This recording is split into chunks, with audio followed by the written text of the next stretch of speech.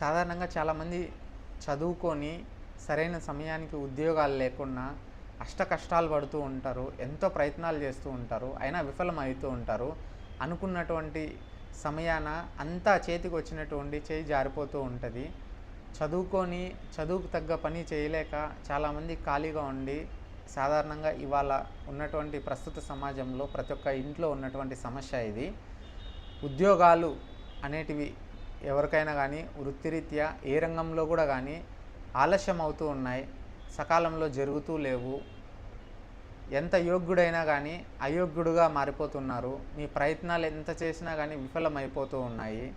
మీ జీవితంలో అనేది మానసికంగా అనేది రోజు రోజుకి మీరు అతి తీవ్రంగా బాధపడుతూ శోభించిపోతూ ఉన్నారు. అటువంటి వారికి ఉద్యోగాలు సకాలంలో రావాలన్నా, వారు చేసేటటువంటి ప్రయత్నాల్లో సత్ఫలితాలు పొందాలన్నా వారికి యోగ్యం అనేది కావాలి. ఆ యోగ్యం అనేది భగవంతుని యొక్క పూజ ఆచరించి ఒక యాగం జరిపించి ఆ యాగంలో పెట్టినటువంటి యంత్రాన్ని వారికి ధరింపజేయడం వల్ల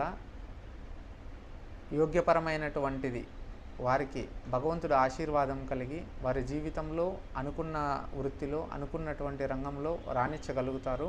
వారికి భగవంతుడు అనుగ్రహం తోడ్పాటు అవుతుంది. అదేవిధంగా వారు కూడా వారి ప్రయత్న కృషి అనేది చేయాలి. అన్నీ భగవంతుడి మీదే ఆధారపడేసేసి భగవంతుడే చేస్తాడని ఖాళీగా ఉండకూడదు. వారి కుటుంబంలో ఉన్నటువంటి కష్టాలు, సుఖాలు, బాధలు, వారి తల్లిదండ్రులు పడినటువంటి కష్టాలను గుర్తు చేసుకొని ఆ భగవంతుడి యొక్క కృషి కూడా వారికి యోగ్య రూపంలో, అదృష్ట రూపంలో, ఆ పూజ రూపంలో వారికి ఆ భగవంతుడు సహాయపడతారు.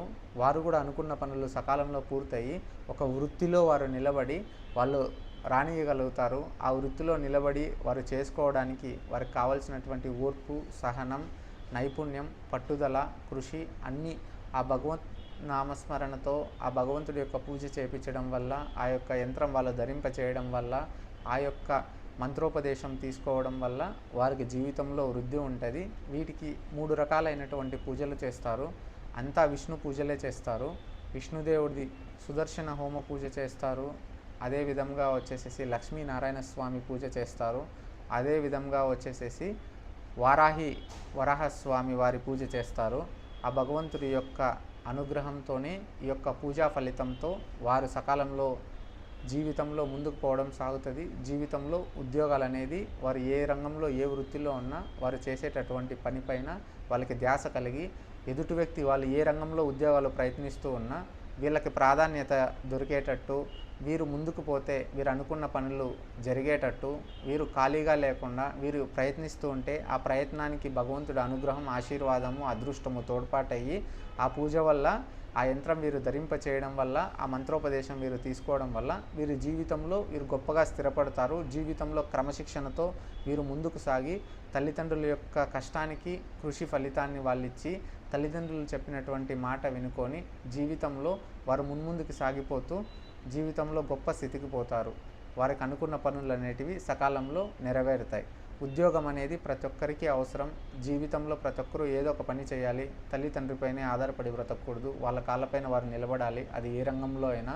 ఆ రంగంలో ఆటుపోట్లు, ఇబ్బందులు, అవరోధాలు, ఆ విధంగా కష్టాలు, ఇతిబాధలు ఉండి వారు చేసేటటువంటి ప్రయత్నాలు అనేది సఫలం కాకుండా విఫలం అవుతూ మనశ్శాంతి లేకుండా వారు డిప్రెషన్కి గురి అయిపోయి జీవితంలో మున్ముందుకు సాగలేక ఎక్కడి వారు అక్కడే ఆగిపోయి వారిలో ఎంత స్కిల్స్ ఉన్నా ఎంత టాలెంట్ ఉన్నా వాళ్ళు ఏమీ చేయలేక చాలామంది యువత ఇవాళ ఉన్నటువంటి సమస్యను ఎదుర్కొంటూ ఉన్నారు.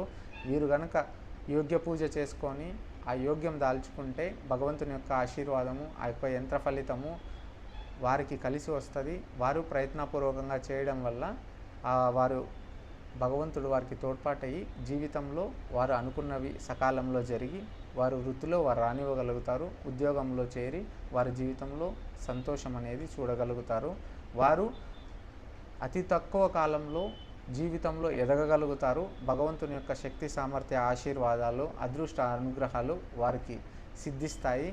వారు జీవితంలో యోగ్యులుగా మారుతారు. వారంతా సంతోషంతో ముందుకు పోతారు. సర్వే జన లోక సమస్త సుఖినో భవంతు. జై శ్రీమన్నారాయణ. గురుభ్యో నమః.